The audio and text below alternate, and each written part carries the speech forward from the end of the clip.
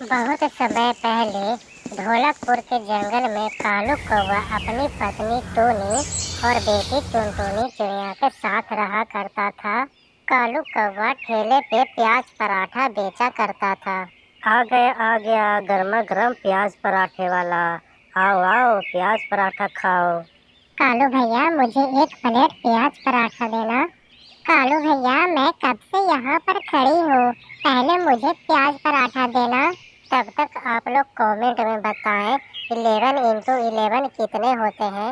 हाँ हाँ चिड़िया बहन, पहले मैं आप ही को प्याज पराठा दूंगा, फिर बाद में किसी और को। इस तरह कालू की आवाज सुनकर बच्चे उनके प्याज पराठा खाने दौड़े चले आते थे। कुछ ही देर में कालू के सभी प्याज पराठा खत्म हो जाया करते थे।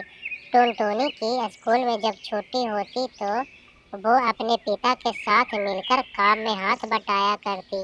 एक दिन टुनटुनी घर पर थी, तभी वहाँ पर एक पक्षी आता है और कहता है, टुनटुनी बिटिया, अरे ओ टुनटुनी बिटिया, तुम्हारी माँ कहाँ है? तू जल्दी से अपनी माँ को लेकर अस्पताल पहुँच। तुम्हारे पिता के शरीर पे खौलता हुआ तेल गिर गया है, जिसकी वजह से वो बहुत ज्यादा जल गए हैं। मैंने उन्हें अस्पताल में भर्ती करके आया हूँ, तुम जल्दी से अस्पताल पहुँचो। तभी टुनटुनी की माँ टोनी चिड़िया वहाँ पर आती है। क्या हुआ टुनटुनी बिटिया, कौन आया था? माँ जल्दी चलो, पापा बुरी तरह से जल गए हैं, उन्हें अस्पताल में ले जाया गया है। दोनों माँ बेटी जल्दी जल्दी अस्पताल पहुँचते हैं। डॉक्टर साहब मेरे पति कैसे हैं? आप उन्हें जल्दी से ठीक कर दीजिए, हमारा उनके सिवा इस दुनिया में कोई नहीं है। डॉक्टर अंकल, आप मेरे गुल्लक के सारे पैसे ले लो, लेकिन मेरे पापा को जल्दी से ठीक कर दो।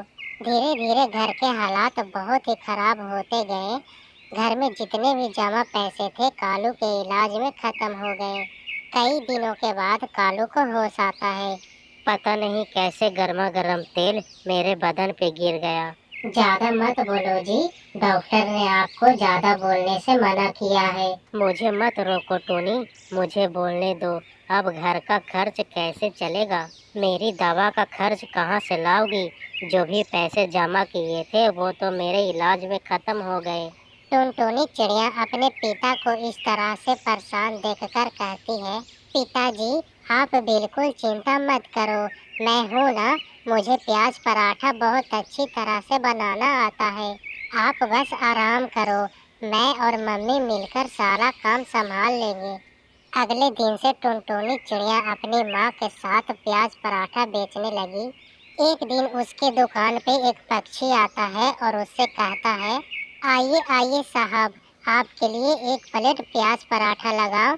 मेरा प्याज पराठा बनाया हुआ बहुत स्वादिष्ट होता है, एक बार आप खाकर तो देखिए साहब। अरे भाई, कुछ दिनों पहले यहाँ पर एक कालू कौवा प्याज पराठा बेचा करता था, क्या ये उसी की दुकान है? हाँ अंकल, ये उन्हीं की दुकान है, मैं उनकी बेटी हूँ। दरअसल मेरे पापा अभी बहुत बीमार हैं, वो अस्पताल में अभी भर्ती हैं, इसलिए मैं और मेरी माँ अपनी दुकान संभाल रहे हैं। आप बैठिए, मैं आपके लिए गर्मा गर्म प्याज पराठा लेकर आती हूँ। हाँ ये ठीक रहेगा, मुझे पहले अपने हाथों से बना हुआ प्याज पराठा टेस्ट कराओ।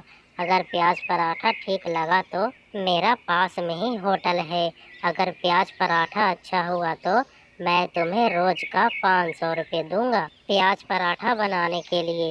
टुनटुनी चिड़िया सेठ को अपना बनाया हुआ प्याज पराठा खिलाती है। अरे वाह, तुम्हारे हाथों से बनाया हुआ प्याज पराठा तो गजब का स्वाद है। मैंने तो ऐसा प्याज पराठा आज तक कभी नहीं खाया। कल से तुम मेरे होटल पे अपना बनाया हुआ प्याज पराठा भिजा दिया करना, मैं तुम्हें रोज का 500 रुपये दूंगा। शुक्रिया अंकल, हम आपका यह एहसान कभी नहीं चुका पाएंगे। आप नहीं जानते आपने हमारी कितनी बड़ी परेशानी को दूर कर दिया है। इस तरह टुनटुनी को उस बड़े से होटल में प्याज पराठा बनाने के लिए काम मिल जाता है। धीरे धीरे कालू का घाव भर जाता है और वो ठीक हो जाता है। इस तरह टुनटुनी चिड़िया अपने पिता के साथ मिलकर प्याज पराठा बेचने लगी और खुशी खुशी रहने लगी। मेरे प्यारे दोस्तों, आपको हमारी कहानी कैसी लगी कमेंट सेक्शन में ज़रूर बताएं और साथ ही हमारे वीडियो को लाइक और सब्सक्राइब ज़रूर कर दें। आपका धन्यवाद।